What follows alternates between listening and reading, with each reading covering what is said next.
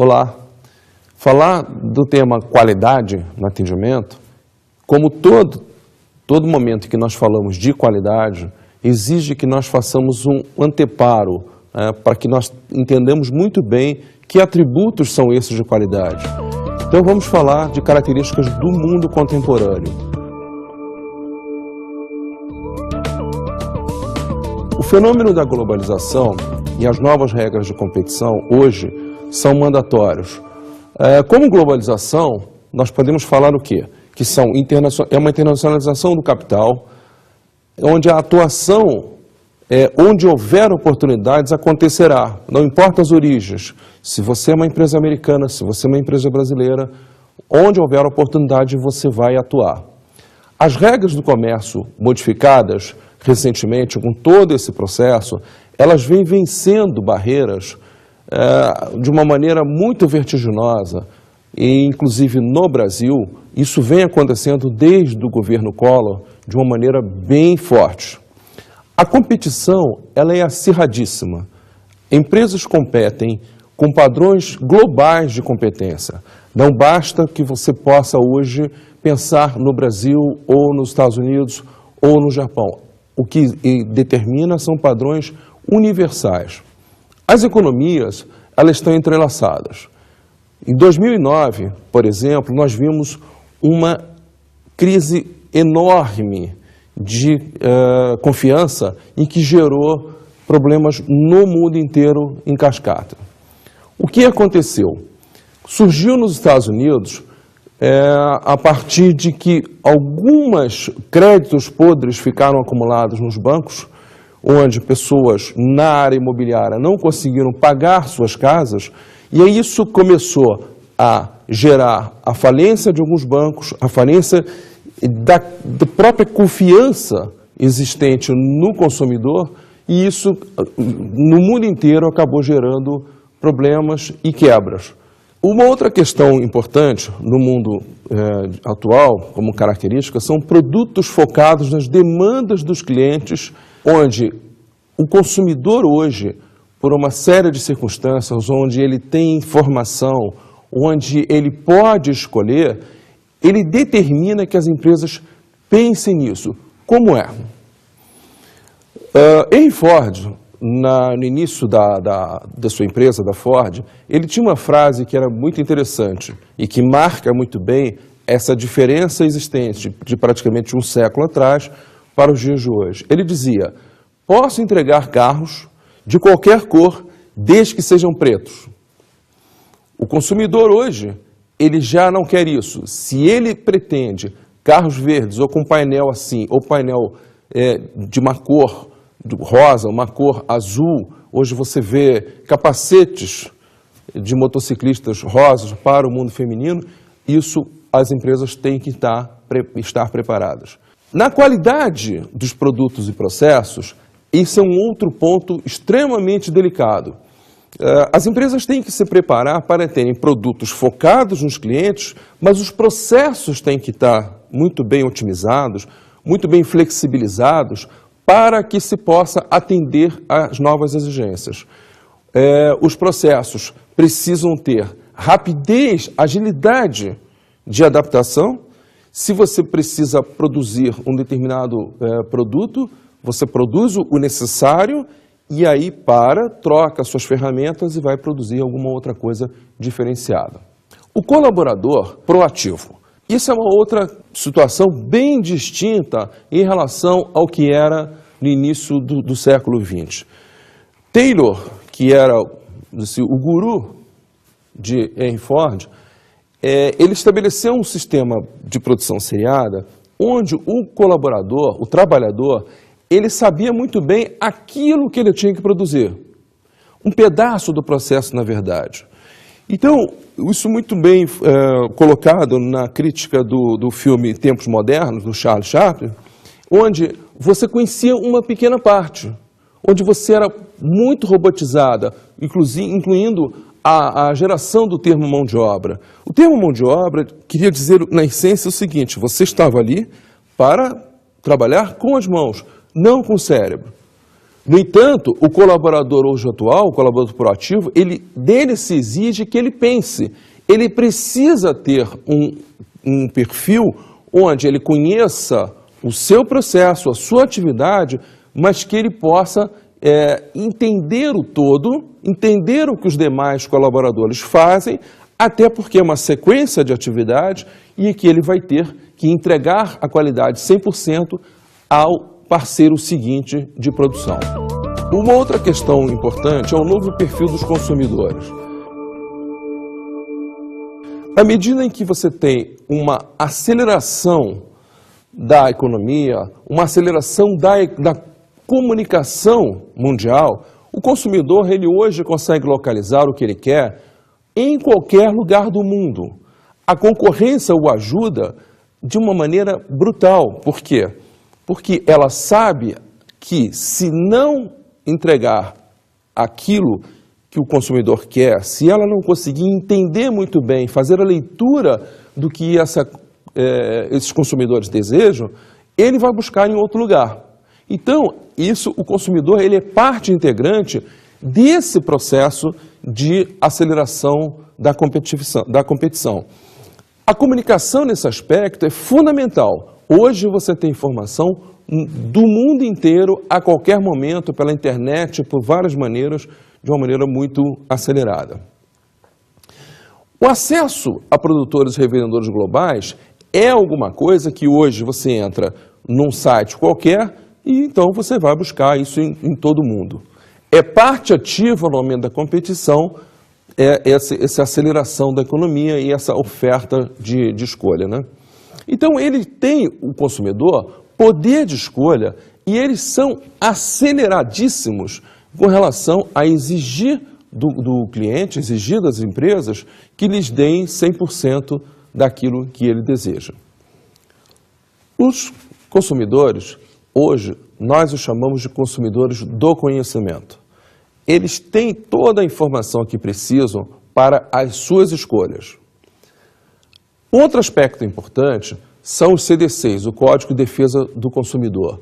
Eles têm auxiliado enormemente no aumento das exigências. Os consumidores se sentem mais protegidos com relação a onde escolher, situações inadvertidas que acontecem, problemas que eles têm, não cumprimento de situações para que eles tenham satisfação naquilo que eles consomem. Os agentes e consumidores do conceito de responsabilidade social é um ponto hoje muito discutido e muito desenvolvido no mercado.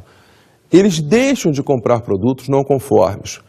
A responsabilidade social é um ponto em que as empresas não mais se preocupam apenas com responder por não agressão ao meio ambiente, a responder por não fazer alguma coisa cuja imagem pode ser afetada. Hoje já é um ponto de faturamento. A responsabilidade social exerce uma pressão para que a legislação e a fiscalização aumente. Então, meio ambiente, leis e práticas, sociedade engajada, no que são os consumidores, que são determinantes desse aumento da ocupação com as responsabilidades sociais. Produtos consumidos com selos de garantia de origem, hoje o consumidor encontra, é raro, muito raro um produto não ter este selo.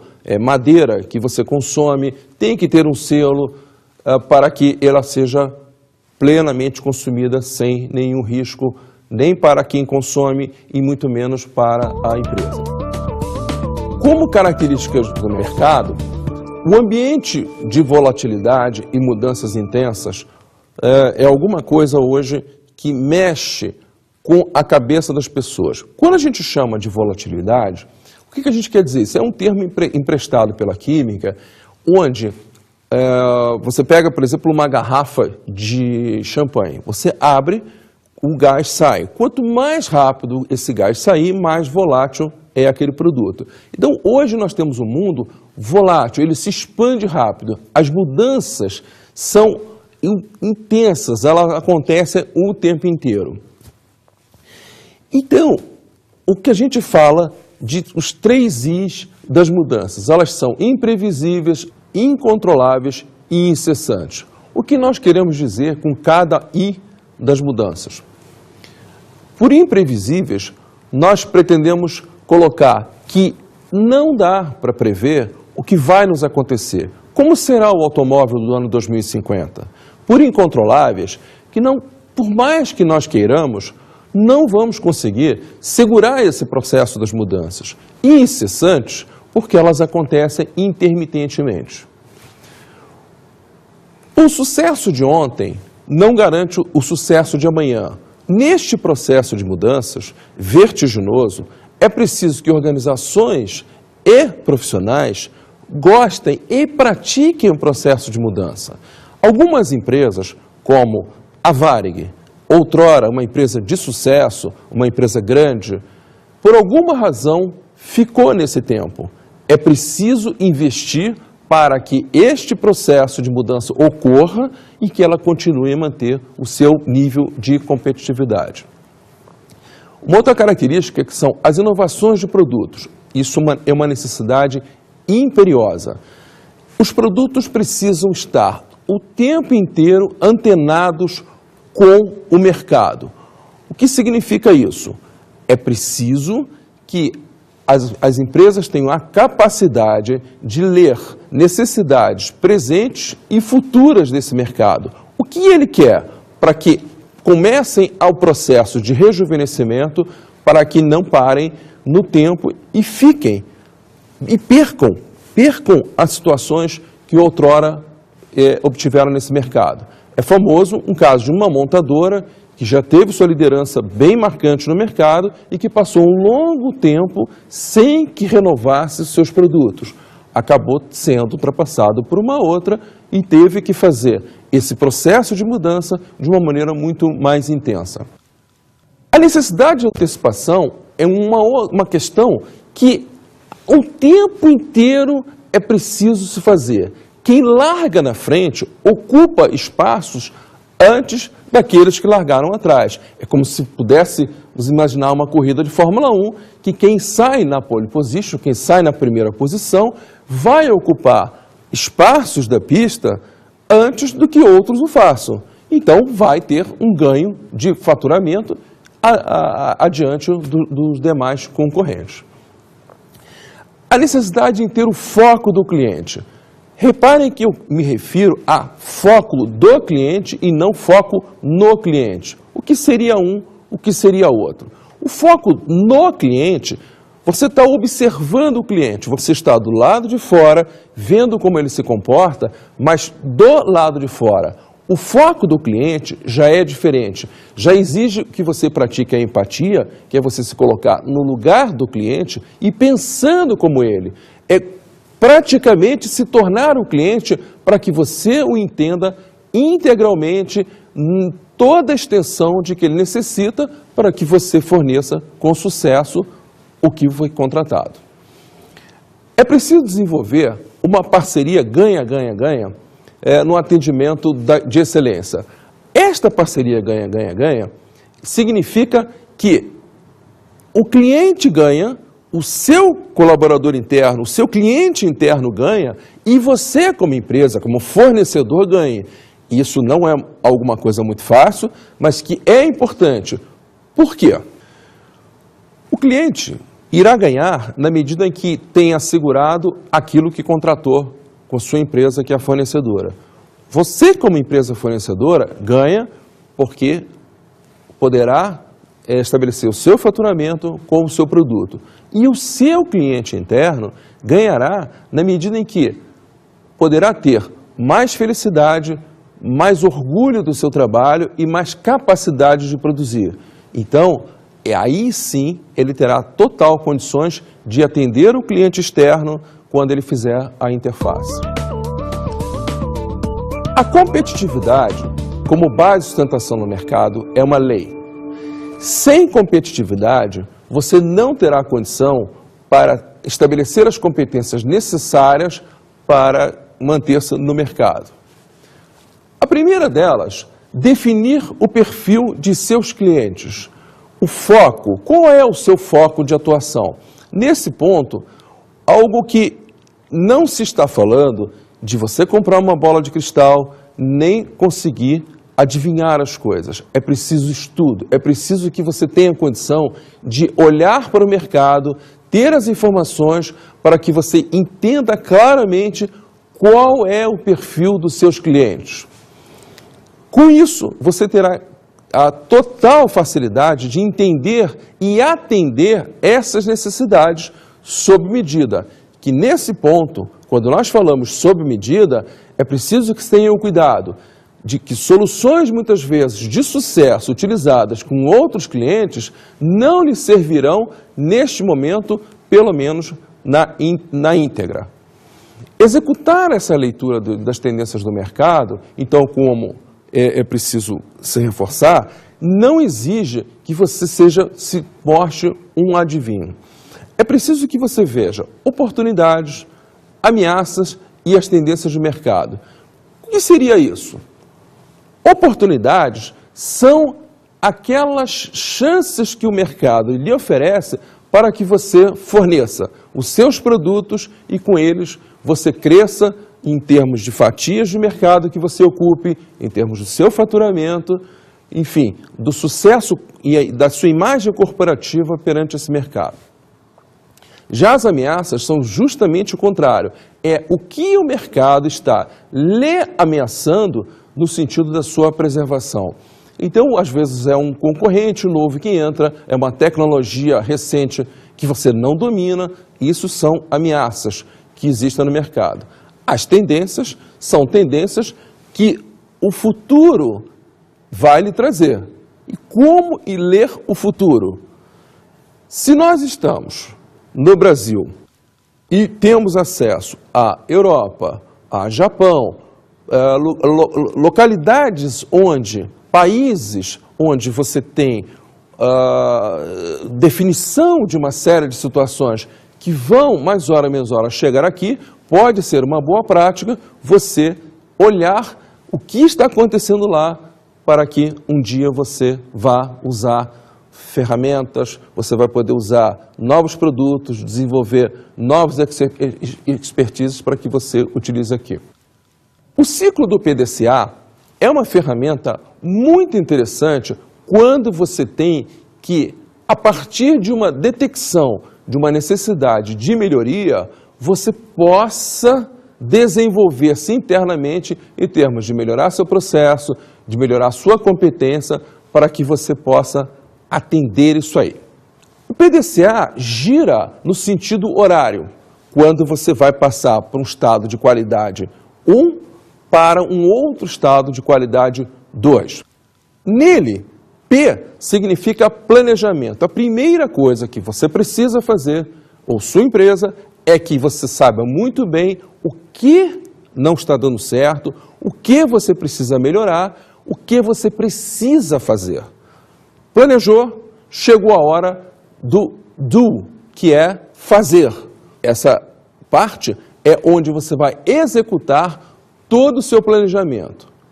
Mas você planejou, você executou, fica faltando o quê? O C é de check, checar. Aquilo que você passou a fazer como novo, funciona, está atingindo os seus objetivos, está agradando o cliente, ou você teve um processo que, ao invés de melhorar, piorou. Nesse momento, você identifica o que aconteceu para que você vá para a última letra do PDCA, que é o A, que é ACT, que é de agir corretivamente. Aí você vai agir corretivamente sobre tudo aquilo que você fez. Então você poderá recomeçar tudo ou ajustar alguma coisa que não funcionou, embora o processo tenha melhorado bastante.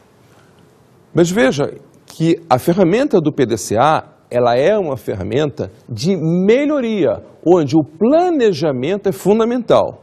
Mas vamos ver uma outra, bem típica do nosso mundo corporativo, que a gente chama do anti-PDCA. O anti-PDCA já vai funcionar no sentido anti-horário, e as letras começam a ter um outro significado, onde o A, que era o ACT, passa a ser andem logo, vamos fazer. O C, que era checar, para que você pudesse enxergar aquilo que está funcionando, passa a ser she, deu problema. O do, o D, que era fazer, passou a ser o quê? Dê-me os culpados. E, finalmente, o P, que era planejamento, significa punição dos inocentes. Esse é o ciclo que não funciona, é o ciclo que ele é atrelado à pressa de produzir, que vai gerar o retrabalho, que vai gerar o desgaste com o cliente e que vai gerar, evidentemente, prejuízos. Nosso próximo tópico é conhecimento, tecnologia e qualidade, um domínio acessível a todos. Costumamos dizer que o que você precisar, você encontra nos livros, você encontra nos treinamentos, você encontra na internet. Os recursos para a produção são importantes, o capital para investir nos clientes, a tecnologia de processos de qualidade, né? Os produtos diferenciados e de qualidade, isso é fundamental, até porque nós vamos ver uma questão que é importante, que são as razões pelas quais você perde um cliente. E produtos ruins estão lá presentes nas razões mais fortes de perda de clientes. Mas qual será o diferencial competitivo? Pessoas preparadas. Na pesquisa de perdas de clientes, o percentual da ordem de 70% causa a perda por problema de relacionamento. Por razões técnicas, você entende mais produto, não estar dominando o produto, não estar dando o suporte necessário. Isso responde por alguma coisa em torno de 14% das perdas de clientes. Agora, atitudes e dificuldades de relacionamento, dificuldades de comunicação, são determinantes da maior parte das perdas. E se você considerar que as pessoas são as empresas, é nelas em que se está depositando o diferencial. O diferencial está nas pessoas. A qualidade no atendimento passa exatamente hoje pelo grande diferencial de que pessoas possam atender bem a seus clientes. A necessidade de pessoas preparadas é fundamental para responder aos novos desafios. O atendimento de excelência por pessoas preparadas e comprometidas vai fazer a diferença. Agora, preparadas e comprometidas, vamos examinar o que seria bem isso aí. Pessoas preparadas significa tecnicamente e atitudinalmente preparadas. Agora, o que será comprometidas? Se nós pegarmos o que eu chamo de a mecânica da comunicação, onde as empresas têm as suas determinações, têm seus objetivos, têm as suas mensagens em direção à base operacional, o que deveria acontecer? Deveria acontecer que desce devagar a informação, as pessoas, os colaboradores têm condição de se preparar, estudar, têm condições de aceitar ou não aceitar, ou seja, pensar e agir ativamente na absorção disso. Na andragogia, nós vemos muito que ensino de adultos é por um princípio ativo. Mas é o que acontece? Não, infelizmente não. O que se vê são empresas, pela pressa de produzir, pela pressa de fazer, passam a informação muito rapidamente, as pessoas não têm tempo para processarem isso, não têm tempo para entender, não têm tempo para aceitar ou não, a discutir, e aí elas angulam. Então, ao invés de você subir com a resposta na mesma direção, em sentido contrário, da mensagem que o topo da empresa lhe passou, você angula e vai fazer alguma coisa que você escolhe porque você não entendeu, não aceitou, não está comprometido com aquele objetivo corporativo. Essa é esse é um dos pontos mais críticos e que na prática nossa de consultoria nós vemos ser um problema para as organizações.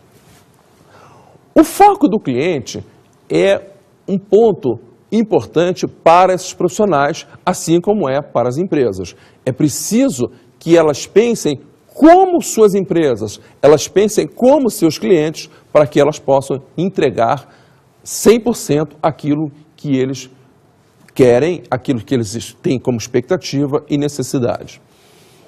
E, novamente, em se falando já de profissionais, ler desafios e traduzi-los em políticas inteligentes de RH é uma situação em que as empresas precisam desenvolver em suas políticas de recursos humanos para que possam traduzir os desafios do mercado, os desafios dos seus clientes e os desafios dos seus profissionais internos, os seus clientes internos.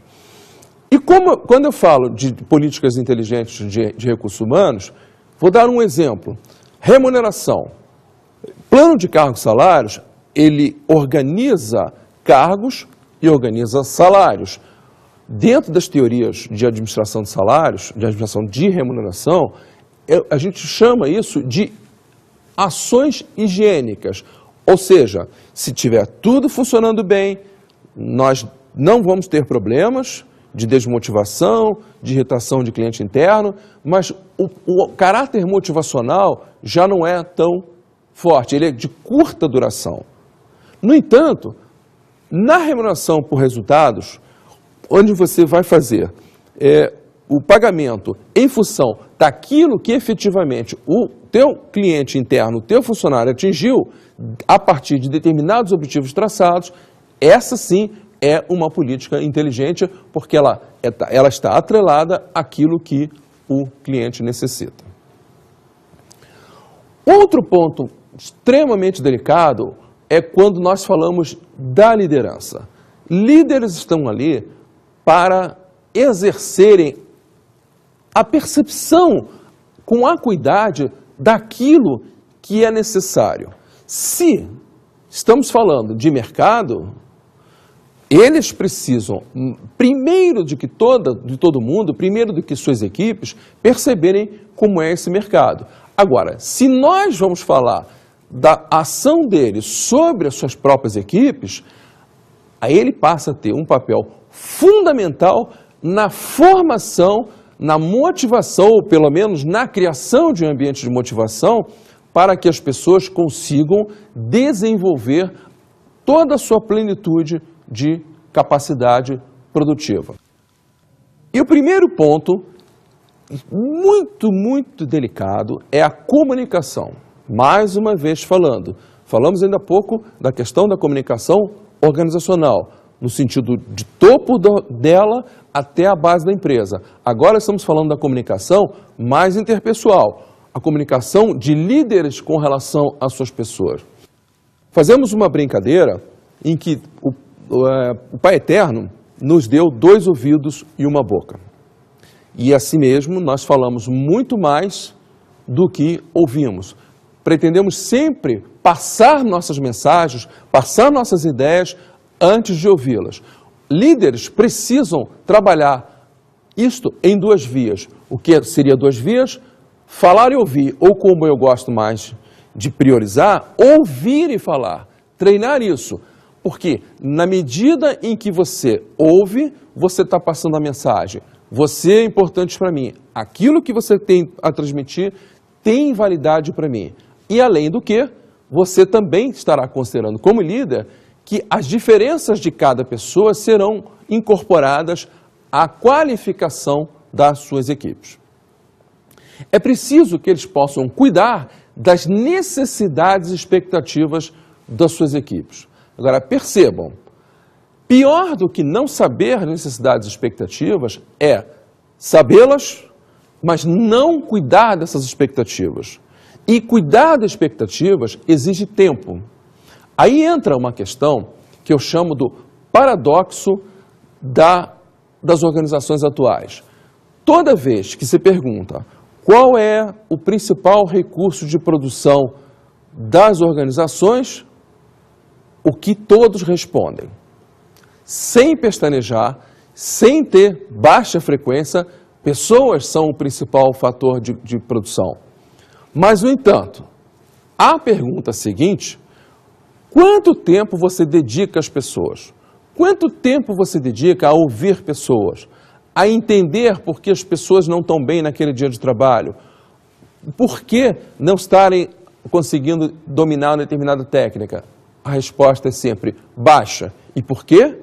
Porque você tem um dia a dia muito forte em onde você tem que cuidar de todas as coisas e as pessoas que são os seus principais recursos acabam sendo deixadas de lado. Então, você passa a ter o quê? Pessoas despreparadas. Pessoas despreparadas se desmotivam, adotam práticas díspares dos objetivos corporativos, a produtividade deles acaba baixando, eles têm perdas de gramas de inteligência. Nesse ponto, eu queria me dedicar um pouquinho a explicar o que eu chamo de gramas de inteligência. Todo esforço das organizações é no sentido de maximizar a contribuição das pessoas.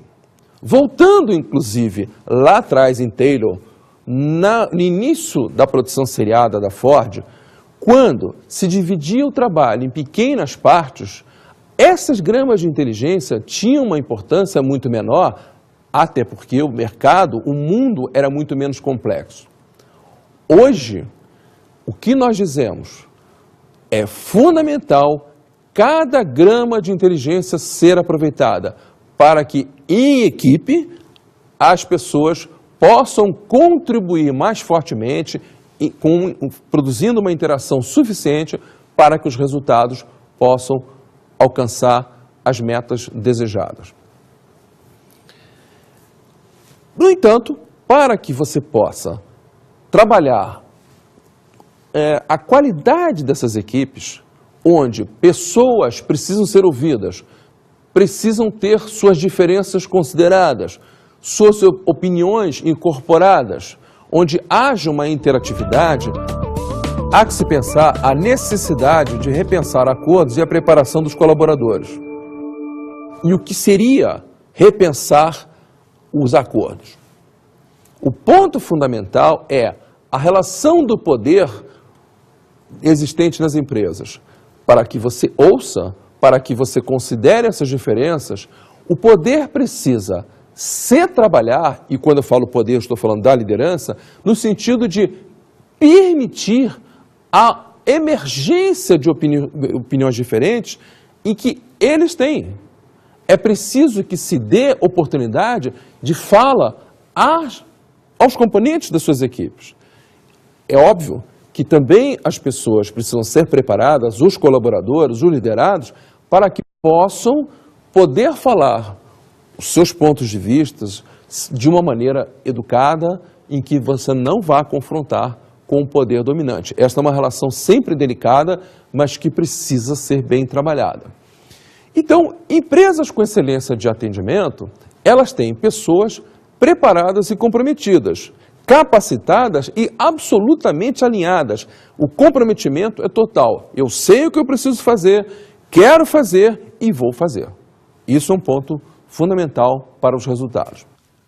E pessoas preparadas, também é importante que a gente fale, que é necessário olhar velhos paradigmas da relação.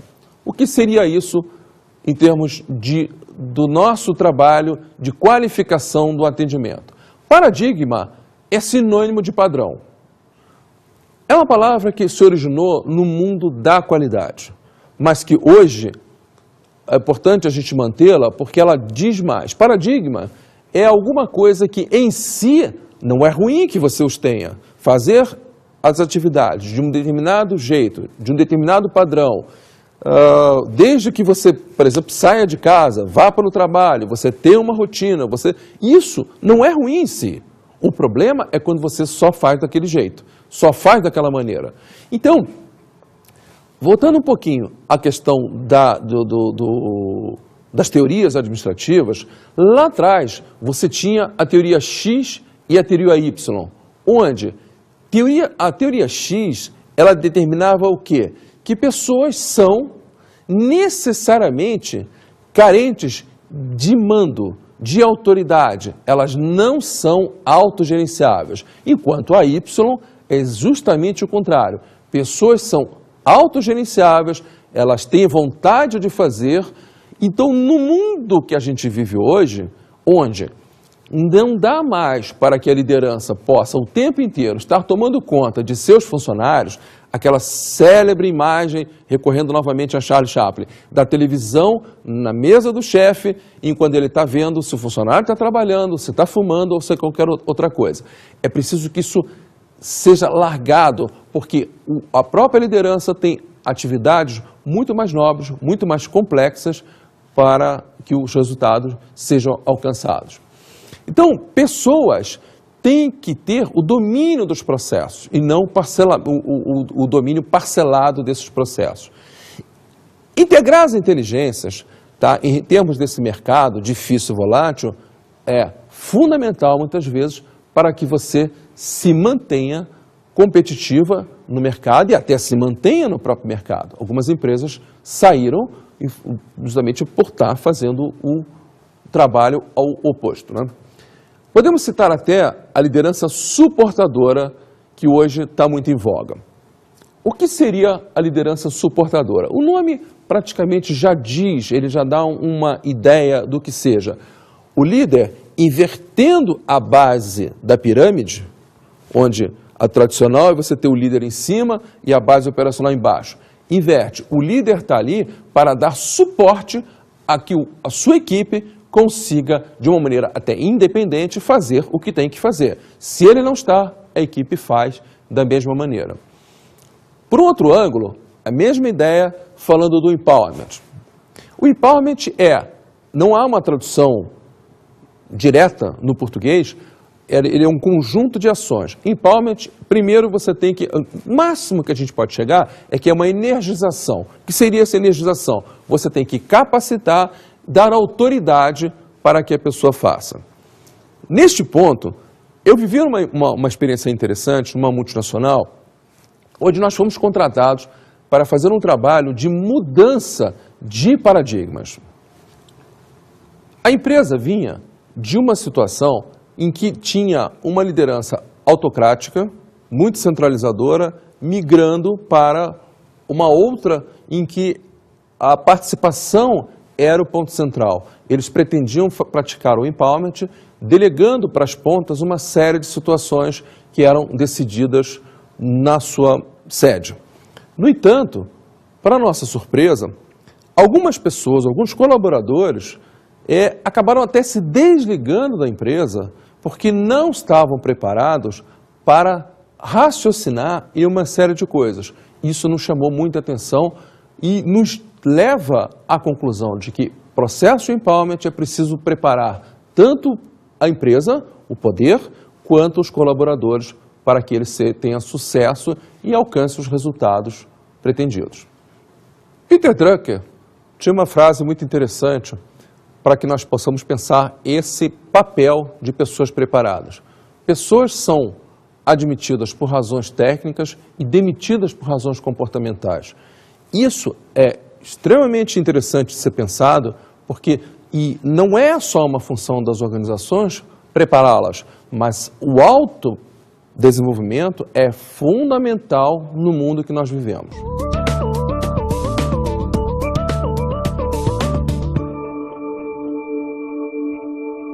Como dicas de estudo, eu recomendo Gestão de Pessoas, o Novo Papel dos Recursos Humanos, do Edalberto Chiavenato, editora Campos, e Globalização, o que é isso afinal, da Cristina Straza Kappa, da editora Moderna. Bons estudos!